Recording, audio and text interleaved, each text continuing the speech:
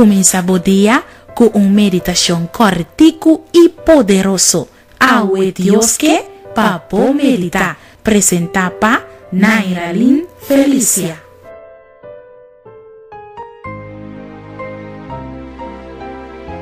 El título de nuestra meditación de hoy está Awa na Wowo. La situación en vida está duro y ningún gente no por ninga es aquí. Vida de verdad está duro. Pero a pesar de eso, está bonita pasar con un Dios todopoderoso que por seca turnos lagrimanan. Casi seguro a vos que está escuchando lo porta pasando de momento de crisis y como no por aguanta bo lagrimanan más paden. Bo que stop de llorar pero bo no por. Cinco bo que agua ta corre baja for de bowonan.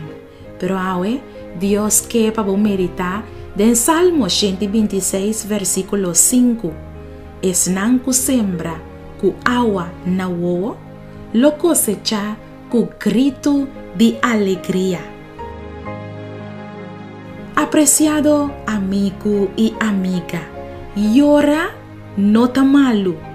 Si bo corazón ta herida, si vida ha tratado duro, llora tranquilo y desahoga bo corazón con Dios. Dios ta interesa en bo vida. Aunque con duro bo tristeza ta, bo por tener confianza que Dios lo transforma bo tristeza en gozo.